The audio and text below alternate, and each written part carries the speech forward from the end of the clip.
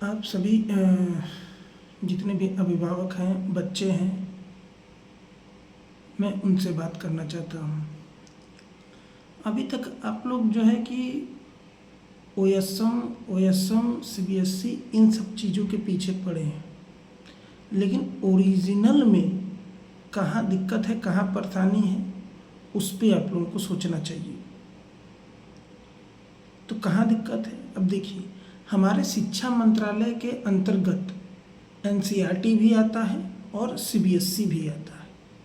NCERT का अपना अलग काम है और सीबीएसई का अपना अलग काम है। एनसीईआरटी क्या करता है, जितनी भी पाठ्य पुस्तक है, उसका सलेबस है, उसका एक्सरसाइज है, इन सब चीज़ों को निर्धारित करता है और अपनी बुक में छापने का काम करता है।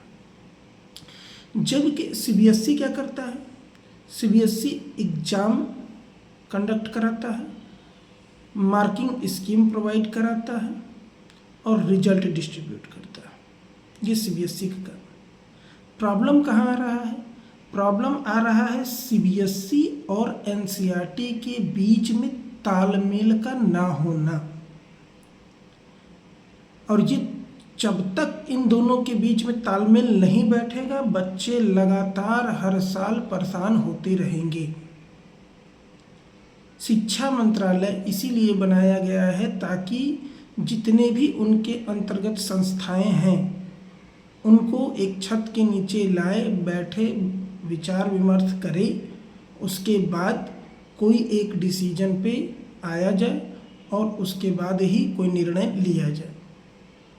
लेकिन एनसीईआरटी अपना अलग खेल खेलता जा रहा है, अलग सिलेबस हर साल बनाते हुए चला जा रहा है, बदलते हुए चला जा रहा है। सीबीएसई परीक्षा का जो पैटर्न है, एग्जामिनेशन पैटर्न है, वो अपना अलग हर साल चेंज करता हुआ चला जा रहा है। दोनों के बीच में कोई तालमेल ही नहीं बन पा रहा है।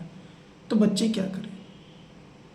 अगर ये दोनों लोग आपस में बैठ के बात करते और सीबीएसई ये बताता कि हम कंपटेंसी बेस्ड क्वेश्चंस इतने % लेंगे, हम इस तरीके से thinking based high order question, hots question जो होते हैं, मैं इतना इतना % लूँगा। तो एनसीईआरटी को क्या करना है? कुछ नहीं करना है।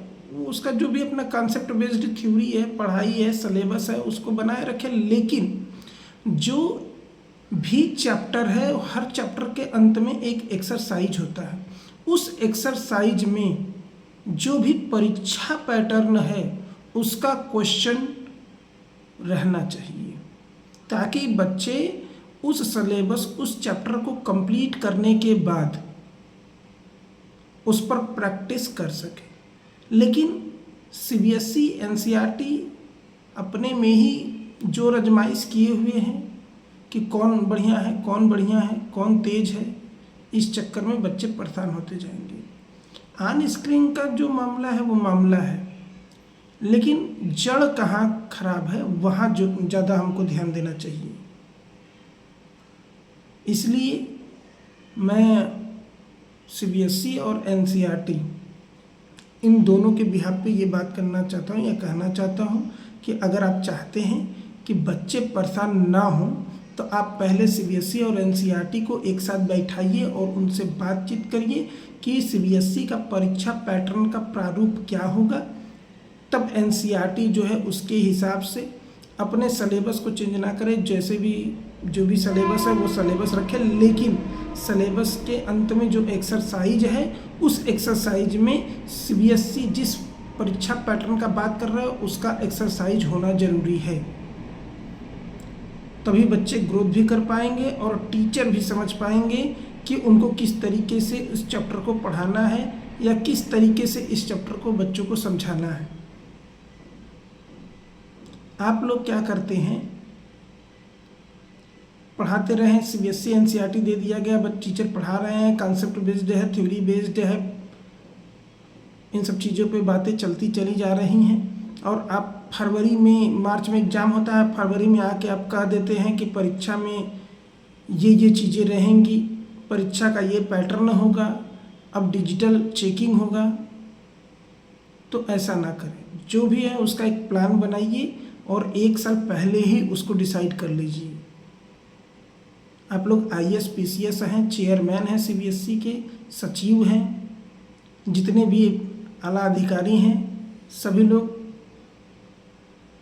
जो है कि एक UPSC के थ्रू एग्ज़ाम पास करके तब आप पहुँचे हैं, तो आप ज़्यादा समझदार हैं। लेकिन आपको समझाने के लिए क्लास 12th का बच्चा जा रहा है, क्या मतलब है इस चीज़ों का? और वास्तव में आप एजुकेशन सिस्टम को आगे लेके जाना चाहते हैं, बच्चों के अंदर ग्रोथ कराना चाहते हैं, तो आप पहले CBSE और NCERT दोनों एक साथ करके दोनों के परीक्षा का क्या फॉर्मेट है और सिलेबस का क्या फॉर्मेट है, पहले उसको डिसाइड कीजिए। आप लोगों का डिसाइड करते करते जुलाई अगस्त तक चला जाता है, फिर तब तक जनवरी फरवरी में प्रैक्टिकल, मार्च में एग्ज़ाम शुरू हो जाता है। बच्चा तैयारी करे कि आप लोग के नोटिफिकेशन और गाइड को पढ़ते पढ़ते परेशान हो जाए कि हमको करना क्या है।